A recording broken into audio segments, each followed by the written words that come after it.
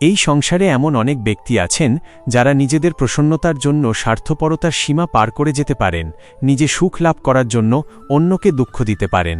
উনাদের কারোর প্রতি কোনো টান নেই, না সমাজের প্রতি, না আপনজনদের প্রতি, না ঈশ্বরের প্রতি। এবার দেখুন, মানুষ যদি কাউকে ভয় নাও পায়, তাও নিজের কর্মের কথা মনে করে অবশ্যই ভয় পাওয়া উচিত।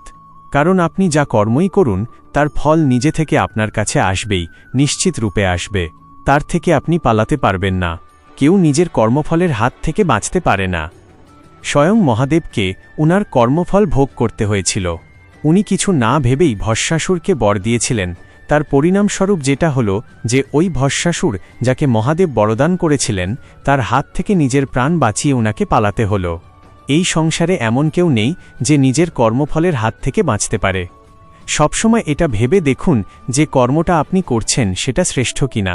এমন কর্ম করুন যেটা আপনাকে জীবনে এগিয়ে নিয়ে যাবে। নিজেকে সৎপথে রাখুন, কিন্তু এটাও সুনিশ্চিত করুন যে জীবনে যে কর্ম আপনি করছেন তাতে অন্য ব্যক্তির উপর কী প্রভাব পড়ছে, তাতে উনি দুঃখ পাচ্ছেন না তো। যদি আপনি যা করছেন তাতে সবার মঙ্গল হয়ে থাকে, তাহলে আপনার কাউকে ভয় পাওয়ার কোনো প্রয়োজন নেই। না কালকে ভয় পাবেন, না মহাকালকে। আসুন আমার সাথে ভালোবেসে বলুন, রাধা রাধা। মানুষকে চেনার সঠিক উপায়। জীবনে যখনই আমরা কোনো বিশেষ মানুষের সাথে পরিচিত হই, তখন তার ব্যক্তিত্বের বিষয়ে আমাদের একটি নিজস্ব দৃষ্টিভঙ্গি তৈরি হয়, তা সে ভালো হোক বা মন্দ হোক। আমরা নিজেদের দৃষ্টিভঙ্গি ও নিজেদের ধারণা বানিয়ে ফেলি। কিন্তু আপনি কি নিশ্চিত রূপে বলতে পারেন যে এই যে আপনার দৃষ্টিভঙ্গি, সেটাই সেই ব্যক্তির পূর্ণ সত্য? সেই ব্যক্তি সত্যিই সেরকমই? না, আপনি সেরকম বলতে পারেন না। কারণ যে কোনো মানুষের একটি চরিত্র ও একটি ব্যক্তিত্ব অনেক বছর ধরে তৈরি হয়, অসংখ্য অভিজ্ঞতা লাভ করার পরে তৈরি হয়। আপনি একদিনে বুঝতে পারবেন না যে সেই ব্যক্তি কেমন। এই ভুলটাই বেশিরভাগ মানুষ করে ফেলেন। কিন্তু যদি সত্যিই কোনো মানুষকে বুঝতে চান, তাহলে একটু সময় দেওয়া খুব প্রয়োজন। সবার আগে প্রথম আলাপে সেই ব্যক্তি তো এটাই বোঝাবে যে সে কতটা শ্রেষ্ঠ, কিন্তু সে কতটা গুণী বা কতটা অপগুণী, এটা বোঝার জন্য আপনাকে সেই ব্যক্তির কাছাকাছি থাকতে হবে। তিনি কতটা অহংকারী বা কতটা সজ্জন, সেটা বোঝার জন্য আপনাকে সেই ব্যক্তিকে সম্মান দিয়ে দেখতে হবে। সেই ব্যক্তি কতটা লোভী বা কতটা সরল, সেটা বোঝার জন্য তাকে ধন দিয়ে দেখতে হবে।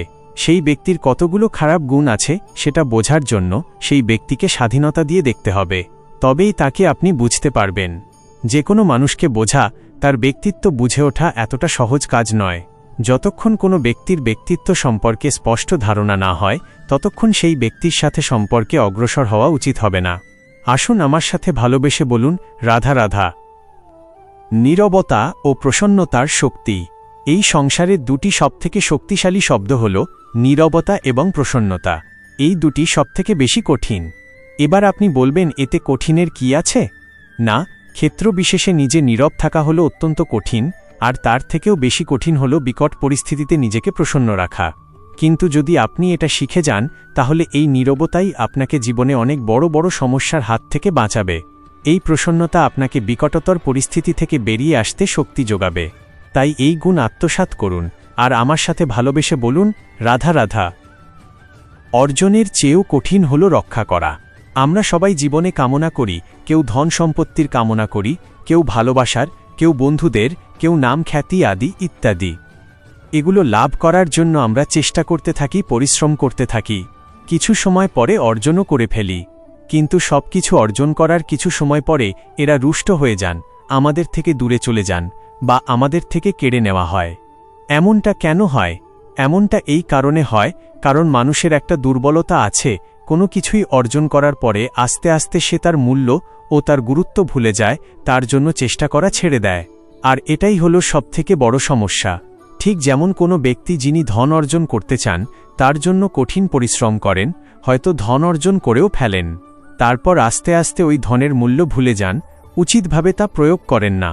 আস্তে আস্তে তার ধন তার সঙ্গ ত্যাগ করে দেয়, সমস্ত পরিশ্রম ব্যর্থ হয়ে যায়। সেই জন্য মনে রাখবেন, এই সংসারে কিছু অর্জন করা অত্যন্ত কঠিন ব্যাপার, কিন্তু তার থেকেও বেশি কঠিন হল সেটা নিজের সাথে ধরে রাখা।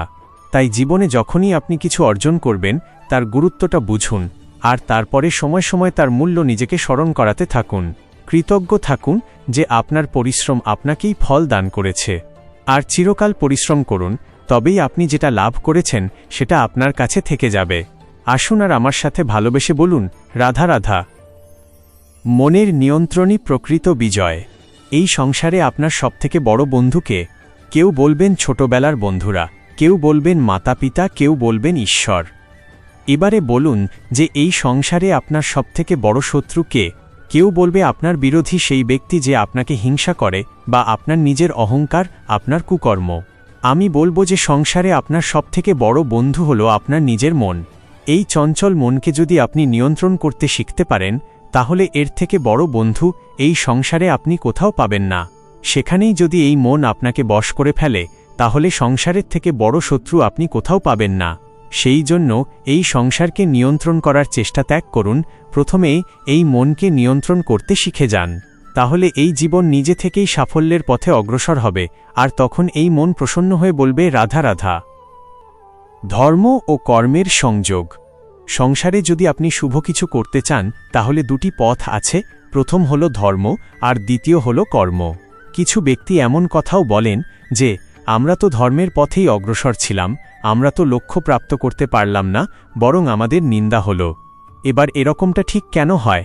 এরকম এই কারণে হয়, কারণ দেখতে গেলে ধর্ম সবসময় আমাদের এমন পথ দেখায় যেটা আমাদের একটা শুভ লক্ষ্য প্রাপ্তিতে সাহায্য করে, কিন্তু সেই লক্ষ্যে আমাদের পৌঁছাতে হবে নিজেদের কর্ম দ্বারা। যদি আপনি ধর্মের পথে অগ্রসর হয়ে থাকেন, তাহলে আপনাকে কর্মও করতে হবে। যদি ধর্মের পথে চলেন কিন্তু কর্ম না করেন, তাহলে লক্ষ্য প্রাপ্তি হবে না।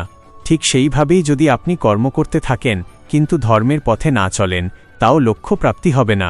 মনে রাখবেন যে ধর্ম এবং কর্ম হল একটি মুদ্রার দুই পিঠের সমান। এদের নিজের জীবনে আত্মসাৎ করুন এবং অগ্রসর হন। এই সংসারের প্রত্যেক লক্ষ্য আপনার হবে। আসুন আমার সাথে ভালোবেসে বলুন, রাধা রাধা। জীবনের রসদ ও বিনম্রতা। প্রত্যেক মানুষ জীবনযাপন করেন, কিন্তু প্রত্যেক মানুষ বেঁচে থাকার রসদ জোগাড় করতে পারেন না। তাহলে কি করা যায়? জীবনের রসদ কিভাবে জোগাড় করা যায়? কিভাবে আমাদের চেষ্টা করে যাওয়া উচিত? আমাদের কি করা উচিত? কিছু কাজ আছে যেগুলো আপনাদের করতে হবে।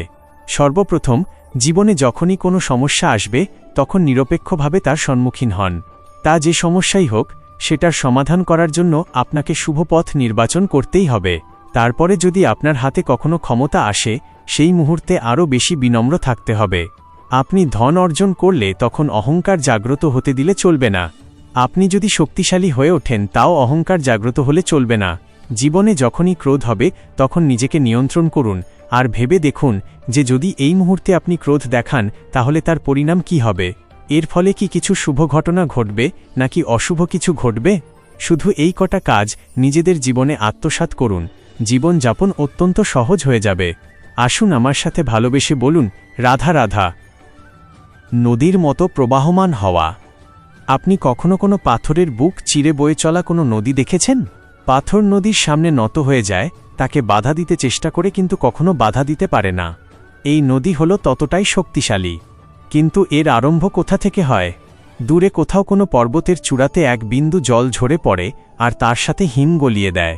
তারপর জলের শক্তি বৃদ্ধি পায়, তারপর অনেক বিপদের সম্মুখীন হয়, আর অনেক ধরনের বাধা সে অতিক্রম করে। তার শক্তির এতটাই বৃদ্ধি হয় যে তাকে বাধা দেওয়া একেবারেই অসম্ভব ব্যাপার হয়ে যায়।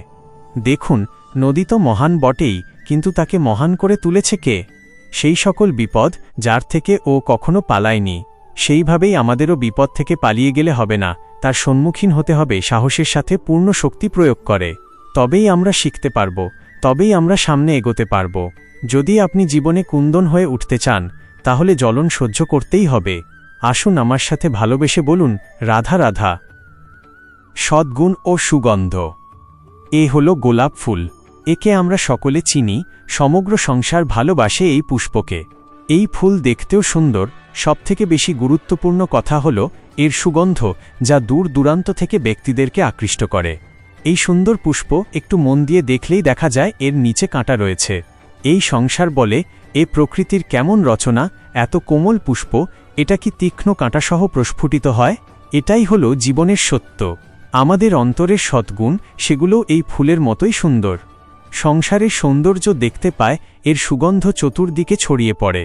কিন্তু এই সদ্গুণ জাগ্রত করে তোলার জন্য কঠোর পরিশ্রম করতে হয়, প্রতিনিয়ত চেষ্টা করে যেতে হয়। তাই জন্য যদি আপনি জানেন আপনার পথ উচিত কিন্তু তা কাঁটায় পরিপূর্ণ, তাহলে থামবেন না, চলতে থাকুন।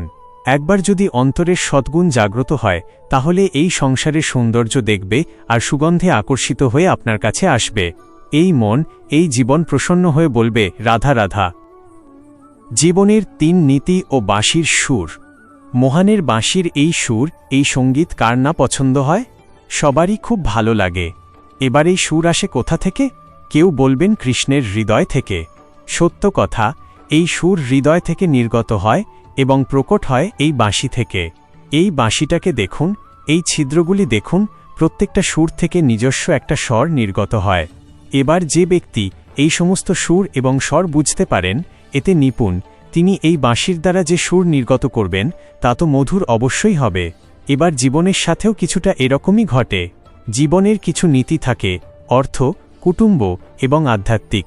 যদি জীবনের প্রত্যেকটা মুহূর্ত সুখময় হয় এরকম আপনি চান, তাহলে এই 3টি নীতিতে আপনাকে নিপুণ হতে হবে। কোনো একটি বিশেষ নীতির প্রতি যদি আপনি বেশি ঝুঁকে পড়েন, তাহলে বাকি 2 নীতি থেকে যা সুখ লাভ করা সম্ভব তা পারবেন না।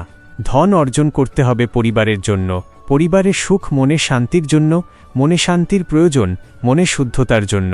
যখন এই মন শুদ্ধ হবে, জীবন শুদ্ধ হবে, পবিত্র হবে, সুন্দর হবে এবং ভালোবেসে বলবে, রাধা রাধা। জলের মতো লক্ষ্যভেদী হওয়া। জল হল জীবনের পঞ্চতত্ত্বের মধ্যে একটি আর অত্যন্ত বিশেষ। এর থেকে অনেক বড় শিক্ষা পাওয়া যায়।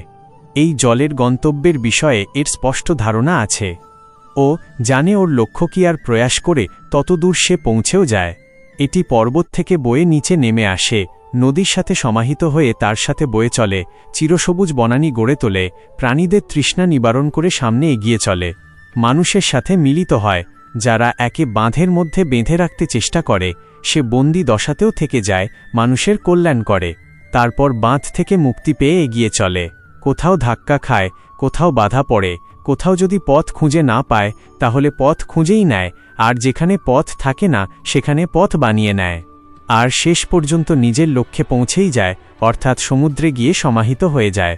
আমাদেরও কিছুটা এরকমই হয়ে উঠতে হবে। যেখানেই যাবেন সকলের কল্যাণ করুন, সামনে এগোন। আপনি কোথাও পড়ে গেলে ধাক্কা খেলে আঘাত লাগবেই, উত্থান পতন লেগেই থাকে। সামনে এগোতে থাকুন। কোথাও পথ না পেলে তা খুঁজে নিন, কোথাও পথ না থাকলে তা বানিয়ে নিন। নিজের গন্তব্যের কথা সবসময় মনে রাখুন। শেষ পর্যন্ত নিজের মোক্ষ লাভ আপনি অবশ্যই করবেন। আর আমার সাথে ভালোবেসে বলুন, রাধা রাধা। বর্তমান ও প্রবাহমানতা। জীবনের প্রত্যেক মুহূর্ত আমাদের কিছু না কিছু শিক্ষা দেয়, নির্ভর করছে আমাদের দৃষ্টিভঙ্গির উপর। যেমন নদী হলো আমার অত্যন্ত প্রিয়। নদীতে ভ্রমণ করতে আমার খুব ভালো লাগে। কি বলেন? নদীতে সবসময় নতুন কিছু থাকে ও পুরনো কিছুই নিয়ে বসে থাকে না। সবসময় প্রবাহমান, কখনো থামে না, ততক্ষণ থামে না যতক্ষণ না সাগরে গিয়ে সমাহিত হচ্ছে। ঠিক এইভাবেই আমাদেরও উচিত নিজের জীবন অতিবাহিত করা। নদীর মতো প্রত্যেক মুহূর্ত নতুন, তাই সেইভাবেই জীবনযাপন করুন। পুরনো কিছুই একত্রিত করে রাখবেন না, বিগত স্মৃতির মাঝে নিজেকে হারিয়ে ফেলবেন না। এই যে বর্তমান, এই যে মুহূর্ত, সেটাই হলো সর্বশ্রেষ্ঠ। এর মাঝেই জীবনযাপন করুন। নদীর মতো প্রবাহমান হতে শিখুন। আপনি শিখে গেলে তাহলে মনে রাখবেন, আমার আপনার মাঝে বিচরণ করতে বড়ই ভালো লাগবে। যে ব্যক্তি আনন্দের সাথে জীবনের প্রত্যেকটা মুহূর্ত অতিবাহিত করে, কোনো চিন্তা ছাড়াই প্রবাহমান হয়, কখনোই থামে না যতক্ষণ না মুক্তি লাভ করছেন, এমন ব্যক্তির মধ্যেই রাধাকৃষ্ণ বসবাস করেন। তাহলে আসুন আমার সাথে ভালোবেসে বলুন, রাধা রাধা। অন্তরের সূর্যকে জাগ্রত করা। সূর্যের প্রকাশ অন্ধকারকে দূর করে দেওয়া সেই মহানায়ক। এই সূর্যের প্রকাশ যখন পৃথিবীতে এসে পৌঁছায় কি হয়? এই পৃথিবী জেগে ওঠে, প্রত্যেক প্রাণী জেগে ওঠে, মানুষ জেগে ওঠে, নিজের কর্ম করেন, জীবনযাপন করেন। এই ঘুমের মৃতপ্রায় স্থিতি কাটিয়ে উঠে জীবনযাপন করতে শেখেন। এটাই হলো প্রভাব সূর্যের প্রকাশের। এবার এই প্রকাশ যে সূর্যের থেকে পাই, তিনি কি করেন? তিনি নিজেকে জ্বালান আমাদের জীবন প্রদান করার জন্য। প্রত্যেকটা মুহূর্ত তিনি তাপ সহ্য করেন আমরা যাতে সেই প্রকাশ লাভ করি। এটাই হলো জীবনের সারমর্ম। যদি আপনিও এই সংসারে প্রকাশ ছড়িয়ে দিতে চান, তাহলে আপনাকেও তপ্ত হতে হবে, নিজে জ্বলতে হবে, সেই কর্ম করতে হবে যেটা কঠিন হতে পারে কিন্তু আসলে শ্রেষ্ঠ। তবেই এই সংসারে সেবা করতে পারবেন, সংসারকে পথ দেখাতে পারবেন। নিজের অন্তরের প্রকাশ জাগ্রত করুন, তবেই সেই সকল ব্যক্তি যারা পাপের অন্ধকারে নিমজ্জিত হয়ে আছেন তারা জাগ্রত হবেন। সেই সকল ব্যক্তিকে জাগিয়ে তুলুন, প্রেরিত করে তুলুন সুখী হওয়ার জন্য যারা সুখী হতে পারছেন না। সেই সকলকে প্রেরিত করুন সাফল্য লাভের জন্য যারা সফল হতে পারছেন না।